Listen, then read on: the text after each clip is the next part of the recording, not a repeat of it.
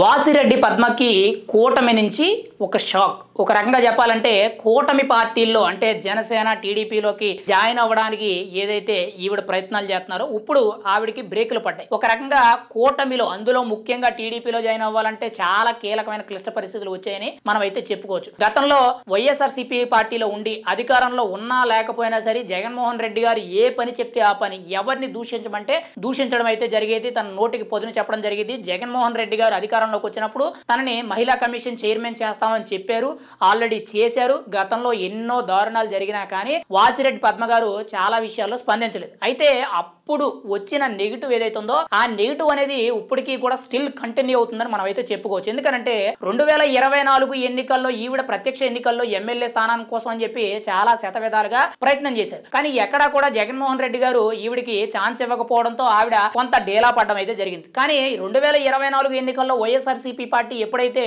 ఘోర ఓటమి పాలయ్యిందో ఆ తర్వాత పార్టీలోంచి బయటకు వచ్చి గతంలో జరిగిన కొన్ని తప్పిదాల్లో ఈవిడ వాళ్ళు స్క్రిప్ట్ ఇస్తేనే మేము మాట్లాడాము, మాకు ఎటువంటి సంబంధం లేదు, మాకే పాప పుణ్యాలు తెలియదు, ఇదంతా కూడా తాడేపల్లి ప్యాలెస్ నుంచి ఐపాక్ టీం కానీ సజ్జల రామకృష్ణారెడ్డి గారు ఇచ్చిన స్క్రిప్టే, మేము చదివే వాళ్ళని తప్పితే అందులో పాప పుణ్యాలు మాకు తెలియవు అని చెప్పి చాలా విషయాలు అయితే బయట పెట్టడం జరిగింది. అయితే ఎప్పుడైతే వైఎస్ఆర్సీపీ పార్టీ నుంచి బయటకు వచ్చారో బయటకు వచ్చిన తర్వాత నుంచి కూడా కూటమి పార్టీల్లో జాయిన్ అవ్వడానికి శతవిధాలుగా ప్రయత్నం చేశారు. అయితే ముందస్తుగా జనసేనలో జాయిన్ అవ్వడానికి చాలా ప్రయత్నాలు చేయడంతో అదే కృష్ణా జిల్లాకి చెందిన జగ్గయ్యపేట నియోజకవర్గానికి చెందిన సామినేని ఉదయభవన్ ఎవరైతే ఉన్నారో ఈయన కూడా జనసేనలోకి రావడంతో ఈవిడి ఎంట్రీకి అంటే మాజీ మహిళా కమిషన్ చైర్పర్సన్ గా ఉన్న వాసిరెడ్డి పద్మ జనసేనలోకి రావాలనుకున్న ఆలోచనలు ఏవైతే ఉన్నాయో ఏవైతే నిర్ణయాలు ఉన్నాయో వాటికి బ్రేకులు పడ్డాయి. అయితే చిరంజీవి గారి పార్టీ పెట్టినప్పటి నుంచి కూడా ఈవిడ చిరంజీవి గారికి మంచి పరిచయం, ప్రజారాజ్యం పార్టీలో కూడా ఈవిడ పనిచేయడం జరిగింది. ఒక రకంగా పవన్ కళ్యాణ్ గారికి చిరంజీవి గారికి వాసిరెడ్డి పద్మ కొంత సన్నిహితురాలని మనం అయితే చెప్పుకోవచ్చు. పైగా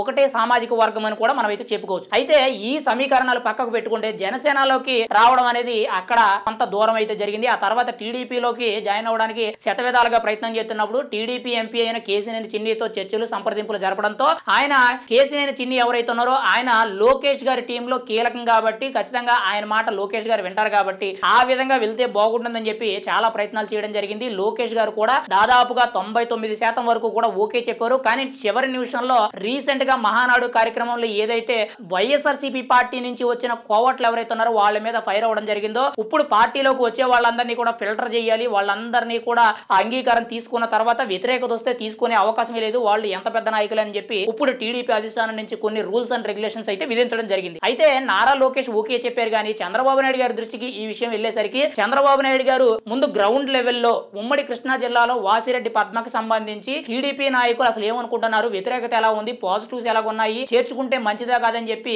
వాళ్ళ దగ్గర నుంచి కొన్ని అభిప్రాయ సేకరణలు తీసుకొని మాట్లాడడం జరిగింది. ఆఖరికి వాసిరెడ్డి పద్మకి నెగిటివ్ అయితే రావడం జరిగింది. వాసిరెడ్డి పద్మను తీసుకుంటే కొంత వ్యతిరేకత కనిపించే అవకాశం ఉందని చెప్పి చంద్రబాబు నాయుడు గారు తేల్చి చెప్పడంతో ఇంకా ఫైనల్ గా వాసిరెడ్డి పద్మకైతే ఇప్పుడు కూటమిలో మెయిన్ పార్టీలైన జనసేనకి ఆల్రెడీ నో, ఇప్పుడు తాజాగా చూసుకుంటే టీడీపీకి కూడా నో. అయితే ఇంకా మిగిలింది ఒకే ఒక్క పార్టీ బీజేపీ. మరి బీజేపీలోకి వెళ్తే ఈవిడ నడవగలుగుతారా, ఈవిడ రాజకీయ ప్రస్థానం అనేది ముందుకు వెళ్ళగలుగుతుందా లేదనేది మనం అయితే చూడాలి. ఏది ఏమైనా సరే వాసిరెడ్డి పద్మకైతే రాజకీయంగా పెద్దగా భవిష్యత్ అనేది కనిపించడం లేదు. ఇప్పుడు వాట్ నెక్స్ట్ అనే విధంగా ఆవిడ ఎటువంటి నిర్ణయం తీసుకుంటారనేది తెలియవలసి ఉంది.